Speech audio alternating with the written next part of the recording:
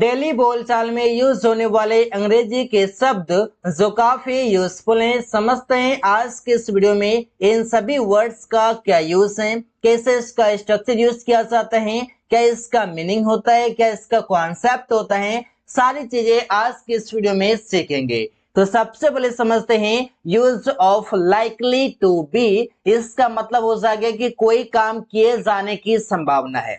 इसका फॉर्मूला हो जाएगा, सबसे पहले आप लगाएंगे ऑब्जेक्ट, फिर is am are plus likely to be plus verb का थर्ड फॉर्म। जिस सेंटेंस में वर्ब का थर्ड फॉर्म लगता है वो बताता है कि काम फिनिश हो चुका है या फिर कंप्लीट हो गया है। अगर आप इसके वर्ब के थर्ड फॉर्म के पहले आप टू बी लगा देते हैं, टू बी विथ री लगाते हैं, ये बताता है कि कोई काम करना अभी बाकी है, हुआ नहीं है। लेकिन सिर्फ वर्ब का थर्ड फॉर्म बताता है कि काम आपका फिनिश हो गया है, कंप्लीट हो गया है। लेकिन टू बी वर्ब का थर्ड फॉर्म बताता है कि कोई काम करना अभी बाकी है। इस सेंटेंस में बताते हैं कि वो काम किए जाने की संभावना है। इसका एग्जाम्पल हो जाएगा कि तुम्हें पीटे जाने की संभावना है, मतलब कि पीटने का काम अभी हुआ नहीं है। तो सेंटेंस आपका बनेगा you are likely to be beaten. यहाँ पर आपका जो बीटन है ये आपके वर्ब का थर्ड फॉर्म है, इससे पहले टू बी आया हुआ है। रवि को पैसे दिए जाने की संभावना है, Ravi is likely to be given money. अब यहाँ पर बात ये है कि यू और रवि जो हैं इस सेंटेंस में ऑब्जेक्ट है ना कि सब्जेक्ट। इस सेंटेंस में यू और रवि इसलिए सब्जेक्ट नहीं है क्योंकि इस सेंटेंस में रवि और यू कोई काम नहीं कर रहा है, बल्कि उस पर ही काम किया जा रहा है। तुम्हें पीटे जाने की संभावना है, मतलब कि यू को ही पीटा जाएगा। इस पीटा जो जाएगा किसको, तो यू को। यहाँ पर जो पैसे दिए जाने की संभावना है किसको दिया जाएगा, रवि को। लेकिन रवि किसी को पैसा नहीं देगा बल्कि रवि को ही दिया जाएगा, इसलिए आपका ऑब्जेक्ट है। इसी बार से हैड टू बी बताता है कि कोई काम किया जाना था, मतलब कि कोई काम करना बाकी था। ऐसा आप समझते हैं। इसका फॉर्मूला हो जाएगा object plus had to be plus verb का थर्ड फॉर्म। आपको पता है कि सेंटेंस में ऑब्जेक्ट आपका वो बनता है जो कि नाउन होता है या फिर प्रोनाउन होता है। इसका एग्जांपल हो जाएगा यह कमरा साफ किया जाना था, तो सेंटेंस बनेगा this room had to be cleaned. This room had to be cleaned, यह कमरा साफ किया जाना था। रवि को अंग्रेजी सिखाया जाना था, तो सेंटेंस बनेगा आपका Ravi had to be learned English.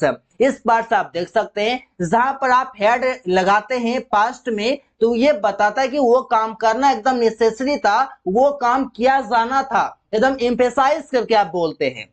इसी बार से आगे हैं इज टू बी, ये बताता है कि कोई काम किया जाना है। नॉर्मली जब आप बोलते हैं तो आप इज एम आर के साथ यूज करते हैं, जैसे कि आपका होगा object plus is am are plus to be plus verb का थर्ड फॉर्म। ये आपका बताता है नॉर्मली इससे बोलते हैं कि कोई काम किया जाना है, तो वहां पर आप इज एम आर के साथ टू बी प्लस वर्ब का थर्ड फॉर्म लगा देते हैं। एग्जाम्पल, सड़क बनाया जाना है, नॉर्मली बोल देते हैं, तो सेंटेंस बनेगा the road is to be built.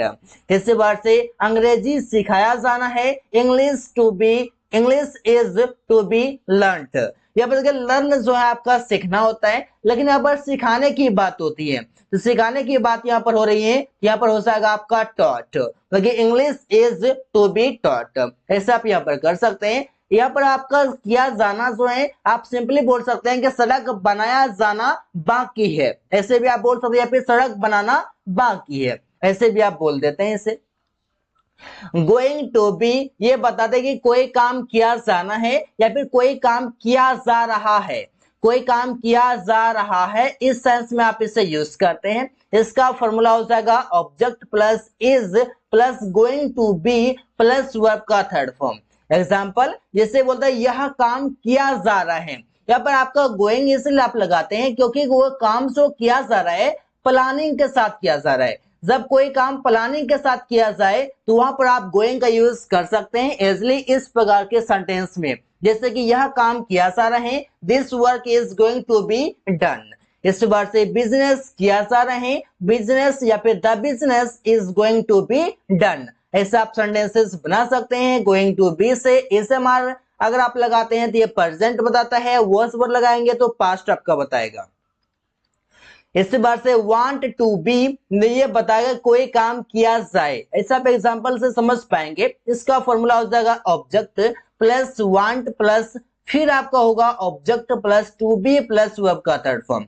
Example से आप समझेंगे, जैसे मैं चाहता हूं कि सड़क बनाया जाए, तो सेंटेंस कैसे बनेगा, आई वांट, मैं चाहता हूं the road to be built, सड़क बनाया जाए। यहाँ पर जो आपका रोड है, ये रोड आपका क्या है, ऑब्जेक्ट है। इसके बाद टू बी और यहाँ पर बिल्ट जो है ये आपका वर्ब का थर्ड फॉर्म है।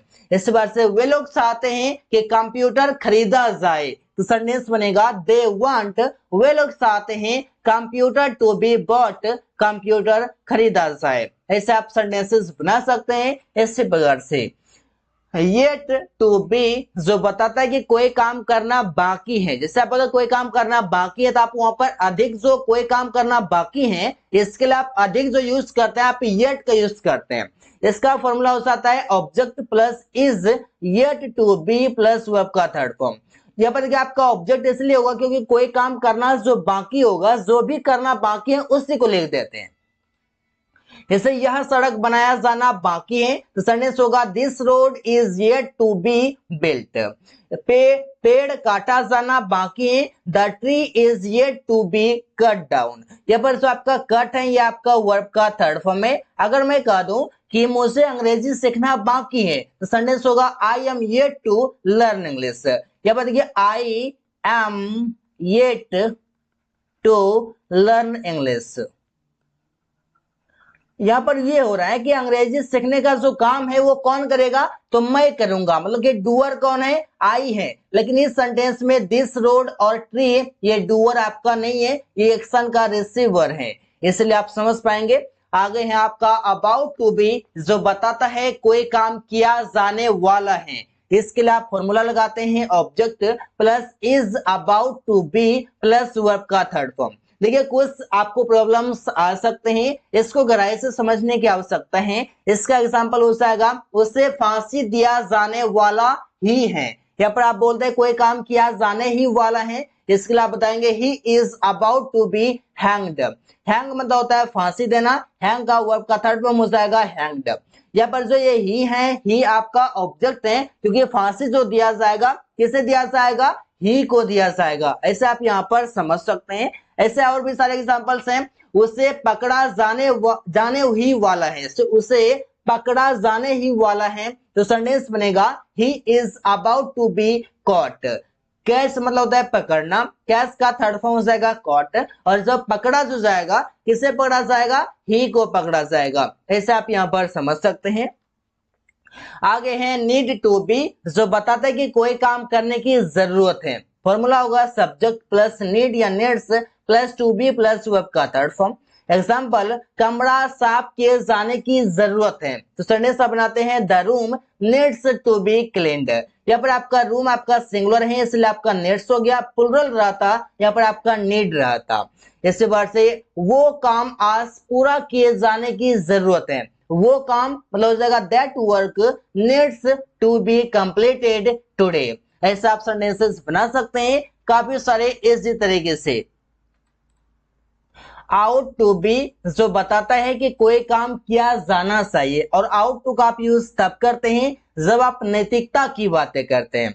इसका आपका फॉर्मूला होगा object plus ought to be plus verb का थर्ड फॉर्म। एग्जाम्पल आपके माता पिता की इज्जत की जानी चाहिए, तो सेंटेंस क्या होगा your parents ought to be respected. अब यहाँ पर देखिए आपके माता पिता, आपके माता पिता जो यहाँ पर हैं ये सेंटेंस में आपका ऑब्जेक्ट है, क्योंकि आपके माता पिता किसी का रिस्पेक्ट करेंगे नहीं बल्कि आपकी माता पिता की रिस्पेक्ट की जानी चाहिए। यहाँ पर आप समझ पा रहे हैं ये आपका एक्शन का रिसीवर है माता पिता, इसलिए यहाँ पर आप समझ पाए हैं। बड़ों का आदर किया जाना चाहिए, elders ought to be respected. ऐसे आप सेंटेंसेस बना सकते हैं आउट टू बी के साथ वर्ब का third form. Deserve to be जो बताता है कि कोई काम किए जाने के लायक है, इसका हो जाएगा formula object plus deserve to be plus verb का थर्ड फॉर्म। एग्जाम्पल वो अपमान किए जाने के लायक नहीं है, वो अपमान किए जाने के लायक नहीं है, तो नेगेटिव सेंटेंस है तो आप बोलेंगे he doesn't deserve to be insulted. He doesn't deserve, वो लायक नहीं है, टू बी इंसल्टेड, अपमान किए जाने के। ऐसा आप यहाँ पर समझ सकते हैं। तुम पीटे जाने के लायक हो, तुम पीटे जाने के लायक हो, क्योंकि बेवकूफ हो, गलत उल्टा सीधा काम करते रहते हो, इसलिए बोलते हैं। तो सेंटेंस होगा you deserve to be beaten. तुम पीटे जाने के लायक हो, you deserve to be beaten. ऐसे आप सेंटेंसेस बना सकते हैं डिजर्व टू बी के साथ वर्ब का थर्ड फॉर्म लगाने के बाद। हैज टू बी जो बताएगा कोई काम किया जाना है, लेकिन एम्फेसाइज करके वो काम करना बहुत ही जरूरी है, ये दिखाने के लिए आप हैज टू बी से बताते हैं कि वो काम किया जाना है। इसका फॉर्मूला हो जाएगा object plus has to be plus verb का थर्ड फॉर्म। एग्जाम्पल, इसे अंग्रेजी सीखा जाना है या फिर एम्फेसाइज कर रहे हैं, तो सेंटेंस होगा English has to be learned. English has to be learned, अंग्रेजी सीखा जाना है। इस बात से रवि को बुलाया जाना है, सेंटेंस होगा आपका Ravi has to be called. Ravi has to be called, रवि को बुलाया जाना है। ऐसा आप सेंटेंसेस बना सकते हैं हैज टू बी के साथ। आगे आपका वाज टू बी जो बताएगा कोई काम करना बाकी था, पास्ट में object plus was to be plus verb का थर्ड फॉर्म। पंखा रिपेयर करना बाकी था, the fan was to be repaired. पत्र लिखा जाना बाकी था, the letter was to be written. ऐसा आप सेंटेंसेस बना सकते हैं। I hope you are getting it. Am to be जो बताएगा कोई काम किया जाना है, ऑब्जेक्ट होगा आपका am plus to be plus verb का थर्ड फॉर्म। ऐसे मुझे बुलाया जाना है, I am to be called. मुझे अरेस्ट किया जाना है, I am to be arrested. जो काम किया जाना है या फिर करना बाकी है, टू बी के साथ वर्ब का थर्ड फॉर्म लगा सकते हैं। लाइक टू बी जो बताता है कि कोई काम किया जाए, object plus like to be plus verb का थर्ड फॉर्म। इसे मैं पसंद करता हूं कि मुझे पढ़ाया जाए, तो सेंटेंस क्या होगा आई लाइक, मैं पसंद करता हूं मुझे पढ़ाया जाए, टू बी टॉट। पढ़ाया जो जाएगा, किसको पढ़ाया जाएगा, आई को पढ़ाया जाएगा। ऐसा आप यहाँ पर समझिए। वे लोग पसंद नहीं करते हैं कि उन्हें अरेस्ट किया जाए। वे लोग पसंद नहीं करते हैं, दे डोंट लाइक, उन्हें अरेस्ट किया जाए, to be arrested. To be arrested मतलब कि अरेस्ट किया जाए। ऐसे आप यहाँ पर समझ सकते हैं। So guys, thanks for watching, that's all for today.